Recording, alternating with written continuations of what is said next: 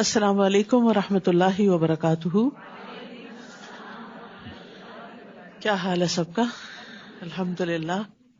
نحمده ونصلی علی رسولہ الکریم. اما بعد فاعوذ باللہ من الشیطان الرجیم.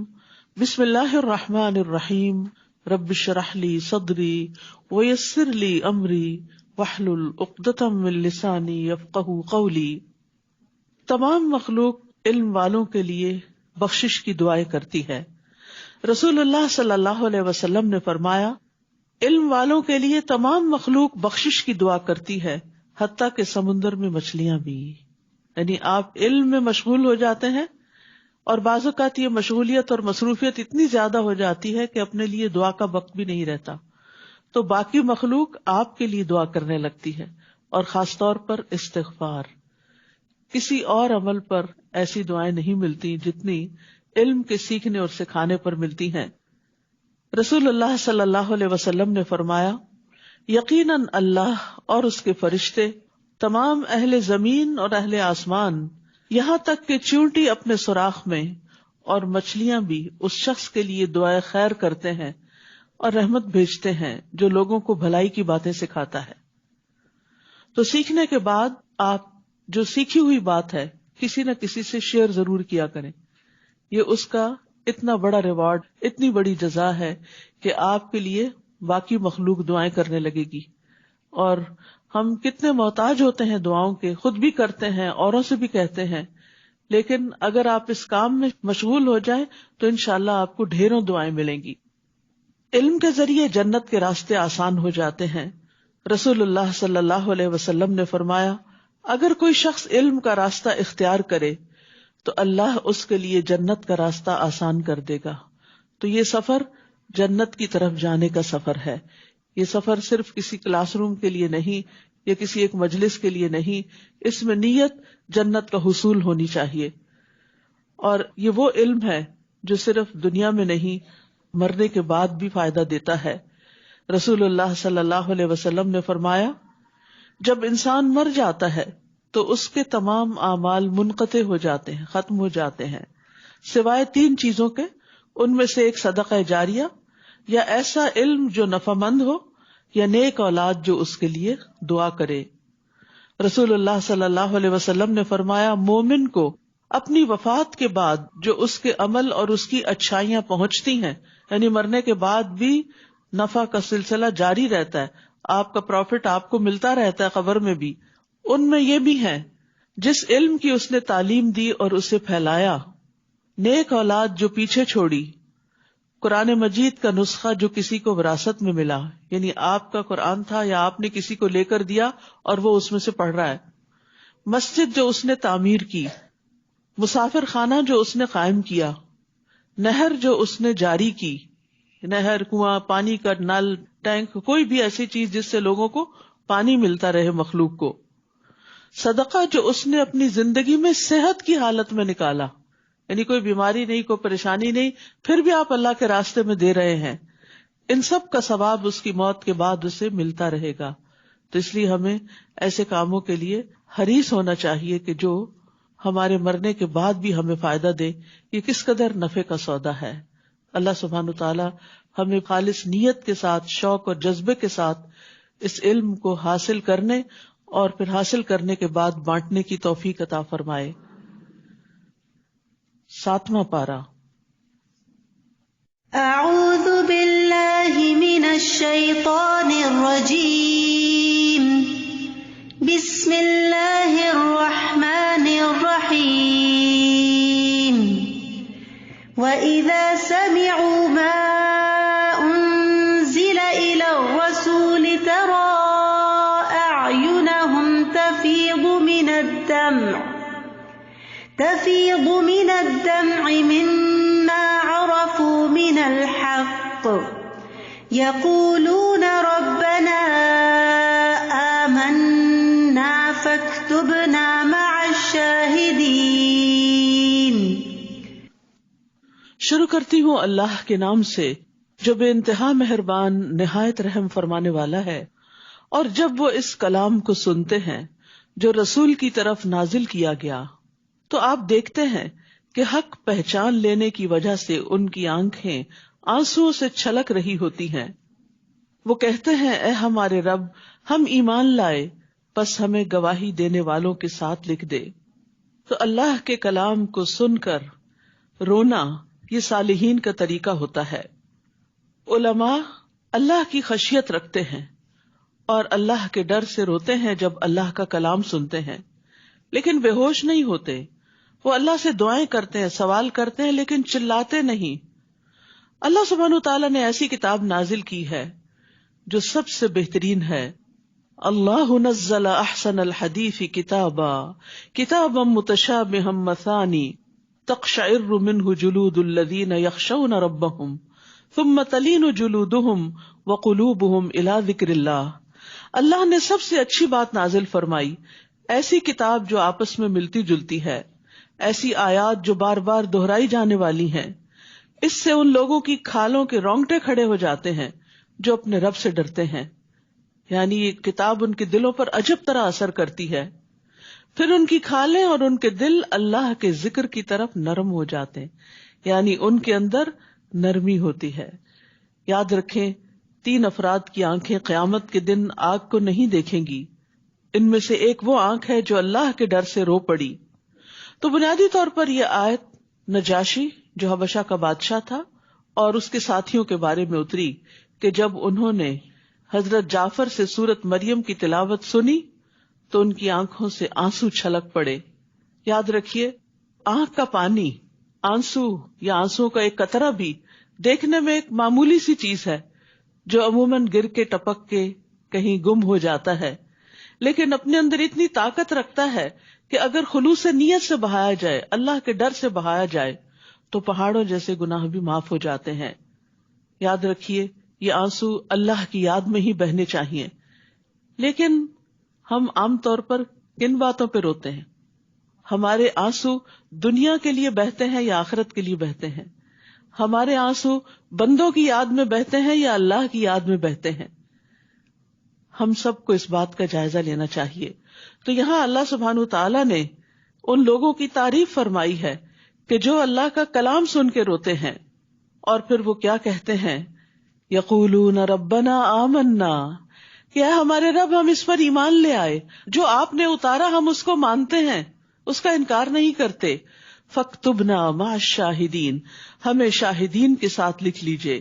شاہدین سے مراد ابن عباس کہتے ہیں کہ محمد صلی اللہ علیہ وسلم اور ان کی امت کے لوگ ہیں. یہ گواہی دینے والی امت ہے. اور اس امت میں شامل کیسے ہوتے ہیں؟ اشہد ان لا الہ الا اللہ و اشہد ان محمدا عبدہ و رسولہ کہہ کے. تو اللہ کی توحید کی گواہی، محمد صلی اللہ علیہ وسلم کی نبوت کی گواہی، اور اس کے بعد قیامت کے دن دیگر اقوام پر گواہی. تو انہوں نے یہ خواہش کی کہ ہمارا شمار بھی ان کے ساتھ ہو. اور یہ ایک حقیقت ہے کہ جو اللہ سے محبت کرتا ہے پھر وہ لازماً اس سے بھی محبت کرتا ہے جو اللہ سے محبت کرتے ہیں اور اللہ کی توحید کو جانتے ہیں. اللہ سبحانہ تعالیٰ نے ہمیں امت وسط بنایا. وَكَذَلِكَ جَعَلْنَاكُمْ أُمَّةً وَسَطًا لِتَكُونُوا شُهَدَاءَ عَلَى النَّاسِ وَيَكُونَ الرَّسُولُ عَلَيْكُمْ شَهِيدًا، اور اسی طرح ہم نے تمہیں سب سے بہتر امت بنایا تاکہ تم لوگوں پر شہادت دینے والے بنو اور رسول تم پر شہادت دینے والے بنے.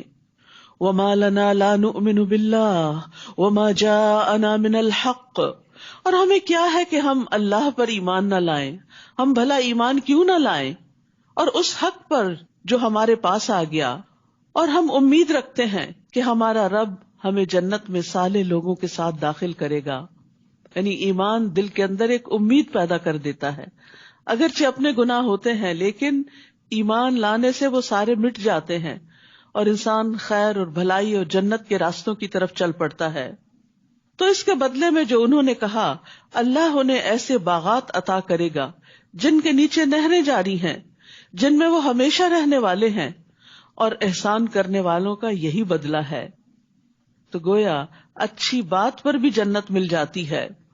فَأَثَابَهُمُ اللَّهُ بِمَا قَالُوا جَنَّاتٍ، ان کے قول کے بدلے اللہ انہیں جنتیں عطا کرے گا. یاد رکھیے اگر آپ مال کے ساتھ نیکی نہیں کرنے کے قابل کے مال ہے نہیں یا اپنے ہاتھ سے کوئی کام نہیں کر سکتے کہ آپ بیمار ہیں، کمزور ہیں، تو اچھی بات ہی کریں. پچھلے دنوں میرا ایک بزرگ خاتون سے ملنے کا اتفاق ہوا جن کی عمر تقریباً 100 سال کے قریب ہے، اور جتنی دیر ان کے پاس بیٹھنے کا اتفاق ہوا وہ اللہ کی تعریف ہی بیان کرتی رہی کہ اللہ کا شکر ہے، اللہ نے بڑی نعمتیں دی ہیں، مسلسل اللہ کا ذکر. تو میں نے ان پہ اتنا رش کیا کہ اس عمر میں لوگ سٹھیا جاتے ہیں، اس عمر میں لوگوں کی عقل ماری جاتی ہے اور طرح طرح کی باتیں کرتے ہیں، یا کبھی اولاد کے غم میں مبتلا رہتے ہیں اور کبھی کسی اور پریشانی میں یا صرف موت کے خوف میں، لیکن وہ مسلسل اللہ ہی کی تعریف بیان کر رہی تھی. تو یہ کتنی خوش قسمتی کی بات ہے کہ انسان اور کچھ نہیں کرنے کے قابل اب تو کم از کم اللہ کی تعریف بھی کرتا رہے. ایک دفعہ الحمدللہ کہنا زمین و آسمان کے درمیان کی فضا کو بھر دیتا ہے، میزان کو بھر دیتا ہے، اتنی زیادہ نیکیاں انسان کو ملتی. تو اچھی بات کے لیے زبان ہلانے میں آخر کیا مشکل ہے؟ لیکن افسوس یہ کہ زیادہ تر ہماری باتیں ایسی ہوتی ہیں کہ جو یا تو بندوں کا دل دکھا دیتی ہیں یا پھر بیکار کی ہوتی ہیں. رسول اللہ صلی اللہ علیہ وسلم سے ہانی بن یزید نے پوچھا کہ کون سی چیز جنت کو واجب کرتی ہے؟ آپ نے فرمایا تم عمدہ کلام کو اور کھانا کھلانے کو لازم پکڑ لو، یہ 2 کام کرو تو جنت تمہارے لیے ہے. مدینہ شریف پہنچتے ہی نبی صلی اللہ علیہ وسلم نے جو پہلا خطبہ دیا اس میں یہی تھا کہ اے لوگوں سلام پھیلاؤ، اچھی گفتگو کرو، صلہ رحمی کرو، اور رات کو جب لوگ سو رہے ہوں تو تم قیام کرو، تم سلامتی کے ساتھ جنت میں داخل ہو جاؤ گے. اسی طرح ایک اور حدیث میں آتا ہے کہ بے شک کوئی شخص اللہ کو راضی کرنے والی ایک بات کرتا ہے، ایک بات بس، وہ نہیں سمجھتا کہ اس کا وہاں تک اثر ہوگا جہاں تک حقیقت میں ہو جاتا ہے. اس کی وجہ سے اللہ اس کے لیے اپنی ملاقات کے دن تک کے لیے رضامندی لکھ لیتا ہے کہ میں اس سے راضی ہوں، اس بندے سے. ایک اور روایت میں آتا ہے بے شک بندہ اللہ کی رضامندی کی ایک بات زبان سے نکالتا ہے، وہ خود اسے کوئی اہمیت نہیں دیتا مگر اس کی وجہ سے اللہ اس کے درجے بلند کر دیتا ہے. تو درجات کی بلندی اچھی بات کے ذریعے بھی ہوتی ہے. الکلمۃ الطیبۃ صدقہ، اچھی بات کرنا صدقہ ہے. اس لیے اچھی باتوں کے حریص رہیے، اچھی باتیں کرنے کا شوق رکھیے. اور وہ جنہوں نے کفر کیا اور ہماری آیات کو جھٹلایا یہی لوگ جہنم کے ساتھی ہیں. یا ایھا الذین آمنوا، اے لوگو جو ایمان لائے ہو، اللہ نے جو پاکیزہ چیزیں تمہارے لیے حلال کی ہیں انہیں حرام مت ٹھہراؤ، اور نہ تم حد سے تجاوز کرو، بے شک اللہ حد سے بڑھنے والوں کو پسند نہیں کرتا. تو ایمان والوں کے لیے عمدہ چیزیں، پاک چیزیں، لذیذ چیزیں، صاف ستھری چیزیں جن کو نفس پسند کرتے ہیں، جن کی طرف دل مائل ہوتے ہیں، وہ حلال کی ہیں، ان کو حرام کرنے کی ممانعت کی ہے. عموماً بعض ادیان میں لوگوں کے اندر یہ تصور پایا جاتا ہے کہ جو عبادت گزار ہوں یا علماء ہوں وہ اپنے اوپر عورتوں کو یا لذیذ کھانوں اور مشروبات کو حرام قرار دے دیں. یہ زہد ہے، یہ تقویٰ ہے، اور اپنے آپ کو صرف عبادت خانوں میں قید کر لیں. لیکن یہاں مومنوں کو کیا بتایا گیا کہ نہیں، طیب ہوں، پاک ہوں، جائز ہوں، حلال ہوں، وہ تم پر حرام نہیں، لیکن حدود کے اندر، اس میں بھی اسراف نہیں، زیادتی نہیں. تو جو چیزیں شریعت نے حلال کی ہیں ان کو خود سے کبھی بھی حرام نہیں کرنا چاہیے. نبی صلی اللہ علیہ وسلم کی غیر موجودگی میں کچھ لوگوں نے نبی صلی اللہ علیہ وسلم کی عبادت کے بارے میں پوچھا.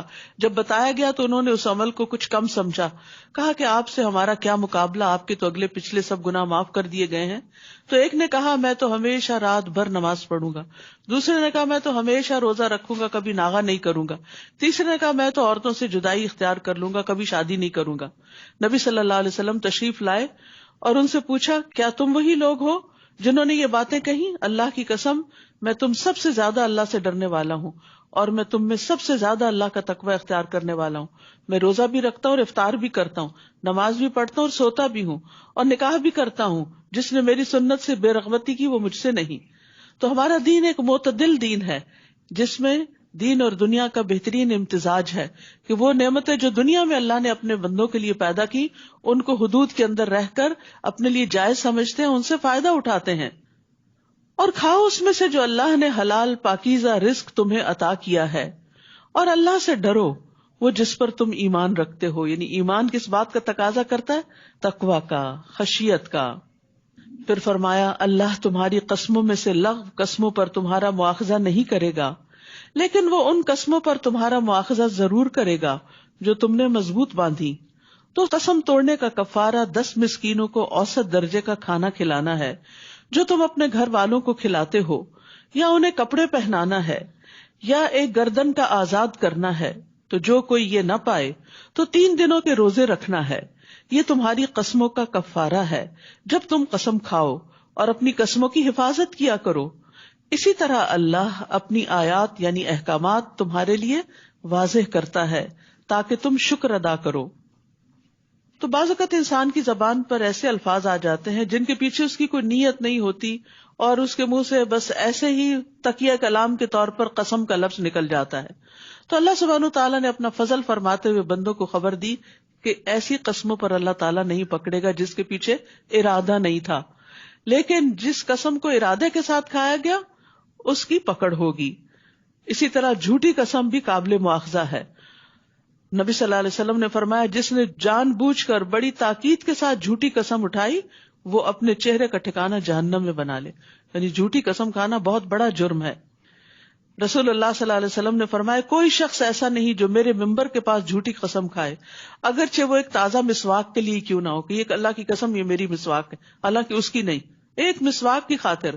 تو فرمایا مگر یہ کہ اس نے اپنا ٹھکانہ جہنم میں بنا لیا، یا فرمایا کہ اس کے لیے آگ واجب ہو گئی. تو جھوٹی قسم کھانا اور پکی قسم کھا کے پھر توڑ دینا یہ بہت بڑے جرائم ہیں. تو اگر کسی شخص نے قسم توڑ دی ہو تو اس شخص کو پھر کفارہ دینا چاہیے، جس کی تفصیل یہاں بیان کی گئی ہے.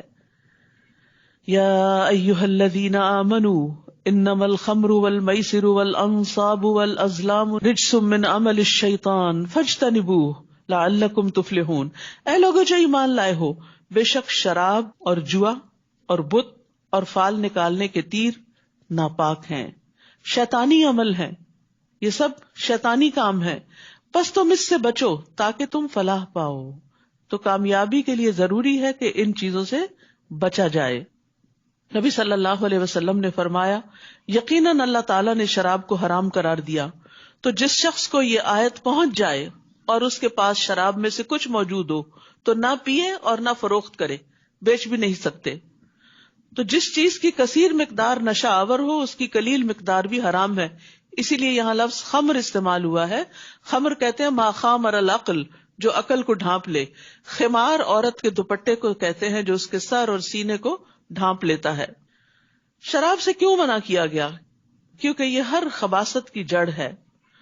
نبی صلی اللہ علیہ وسلم نے فرمایا شراب خباثتوں کی جڑ ہے، جس نے شراب پی اللہ اس کی 40 دن کی نماز قبول نہیں کرے گا. پس وہ آدمی جاہلیت کی موت مرے گا جس کے پیٹ میں مرتے وقت شراب ہوگی. یہ ایمان سے محروم کرنے والا فعل ہے. آپ نے فرمایا جب کوئی شراب پیتا ہے تو شراب پیتے وقت وہ مومن نہیں رہتا. یہ جنت سے محروم کرنے والا فعل ہے. ابو درداء سے روایت ہے کہ نبی صلی اللہ علیہ وسلم نے فرمایا شراب کا عادی جنت میں داخل نہ ہوگا. شراب سے متعلق ہر عمل ملعون ہے. فرمایا شراب سے متعلق 10 طرح سے لعنت کی گئی ہے. خود شراب پر، اس کے نچوڑنے والے پر، نچڑوانے والے پر، اس کے بیچنے والے پر، اس کے خریدنے والے پر، اس کے اٹھانے والے پر، جس کے پاس لے جائی جائے اس پر، اس کی قیمت کھانے والے پر، اس کے پینے والے پر، اس کے پلانے والے پر. انما یرید الشیطان ان یوقع بینکم العداوۃ والبغضاء فی الخمر والمیسر ویصدکم عن ذکر اللہ وعن الصلاۃ فہل انتم منتہون. شیطان تو صرف یہ چاہتا ہے کہ وہ شراب اور جوئے کے ذریعے تمہارے درمیان عداوت اور بغض پیدا کر دے. اللہ نے کیوں منع کیا شراب سے؟ کیونکہ اس سے بہت سی خرابیاں پیدا ہوتی، گھروں کے اندر بدمزگیاں پیدا ہوتی، روپے پیسے کا ضیاع ہوتا ہے، عقل ماری جاتی ہے، دشمنیاں پیدا ہو جاتی ہیں، اور سب سے بڑھ کر تمہیں اللہ کے ذکر اور نماز سے روک دیتی ہے. تو کیا تم ان کاموں سے باز آنے والے ہو؟ یعنی شراب بھی اور جوا بھی، ان دونوں کے یہ بدترین نقصانات ہیں کہ اس میں عداوت اور بغض کے علاوہ اللہ کے ذکر اور نماز سے رکاوٹ ہو جاتی ہے. وَأَطِيعُوا اللَّهَ وَأَطِيعُوا الرَّسُولَ وَاحْذَرُوا، اور اللہ کی اطاعت کرو اور رسول کی اطاعت کرو اور محتاط رہو. پھر اگر تم نے منہ موڑ لیا تو جان لو کہ بے شک ہمارے رسول کے ذمہ واضح طور پر پیغام پہنچا دینا ہے. یعنی اگر تم پھر بھی باز نہیں آئے تو میسج تم تک پہنچ گیا، پھر جواب کے لیے تیار رہو. وہ لوگ جو ایمان لائے اور انہوں نے نیک عمل کیے، ان پر کوئی گناہ نہیں اس بارے میں جو وہ کھا چکے، کہ انہوں نے تقوی اختیار کیا اور وہ ایمان لائے اور انہوں نے نیک عمل کیے. پھر انہوں نے تقوی اختیار کیا اور ایمان لائے، پھر انہوں نے تقوی اختیار کیا اور نیک کام کیے، اور اللہ نیک کام کرنے والوں سے محبت کرتا ہے. تو کھانے پینے کے معاملے میں اللہ کا خوف اور اللہ کا تقوی نہایت ضروری ہے. ہوا یہ کہ کچھ لوگ جن کے عزیز رشتہ دار شراب کی حرمت کے نزول سے پہلے فوت ہو چکے تھے، تو وہ بہت پریشان تھے کہ وہ شراب پینے سے توبہ کیے بغیر مر گئے تو ان کا کیا ہوگا.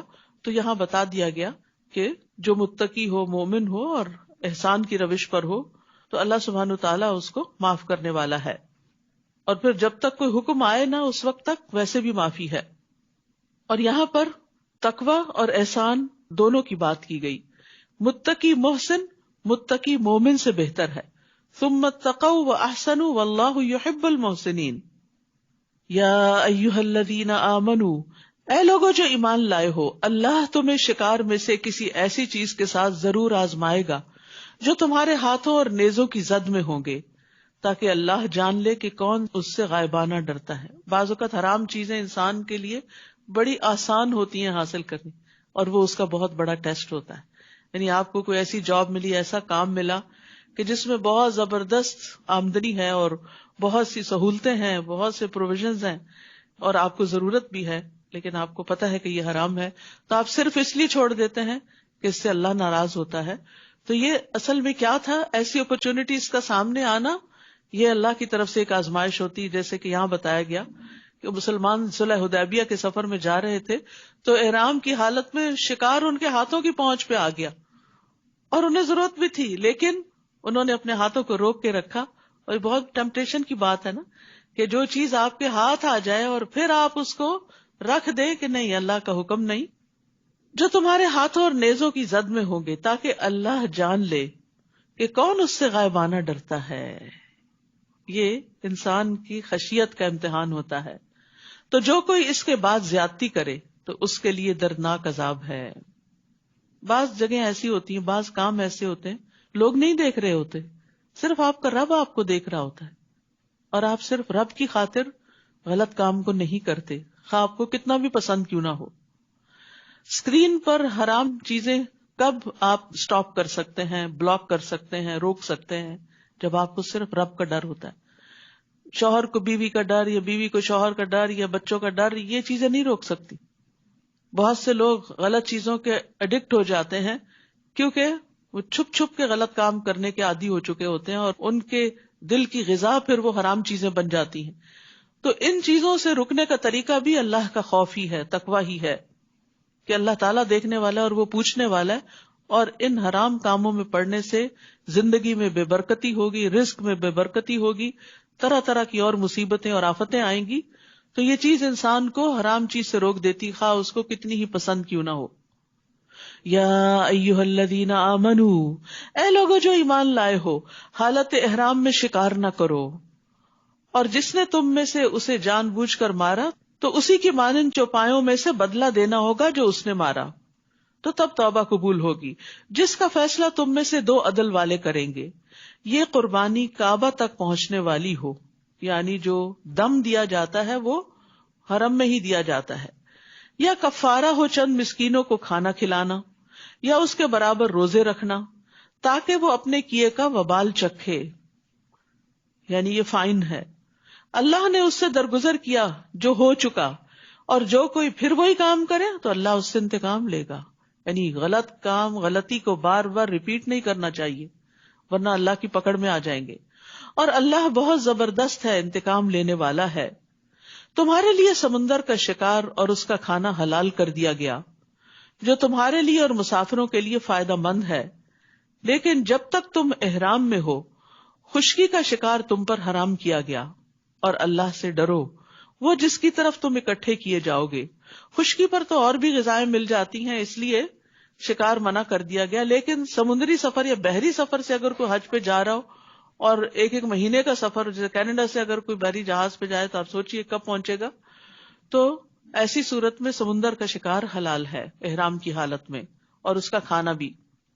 اللہ نے کعبہ کو حرمت والا گھر بنایا جو لوگوں کے لیے قیام کا ذریعہ ہے، اور ماہ حرام کو اور قربانی کے جانوروں کو اور پٹے والے جانوروں کو جو کعبہ کی طرف لے جائے جاتے ہیں، یہ اس لیے کہ تم جان لو کہ بے شک اللہ جانتا ہے جو کچھ آسمانوں میں ہے اور جو زمین میں ہے، اور بے شک اللہ ہر چیز کو خوب جاننے والا ہے. جان لو بے شک اللہ سخت سزا والا اور بے شک اللہ بہت بخشنے والا نہایت رحم کرنے والا ہے. تو رحمت اللہ کی صفت ہے اور عذاب اس کا فعل ہے. تو سزا اور جزا میں اللہ کی رحمت غالب ہے. رسول کے ذمہ تو صرف پیغام پہنچا دینا ہے، اور اللہ جانتا ہے جو تم ظاہر کرتے ہو اور جو تم چھپاتے ہو. یعنی رسول صلی اللہ علیہ وسلم کی ذمہ داری پیغام پہنچانے کی ہے، منوانے کے لیے زبردستی کرنا آپ کی ذمہ داری نہیں. اور پھر ہدایت کی توفیق، جو حکم پہنچا اس پر عمل کی توفیق بھی اللہ دیتا ہے، اس پر ثواب بھی وہ دیتا ہے، اور اس پر جزا بھی وہی دیتا ہے، اور اسی سے ہی توقع رکھنی چاہیے.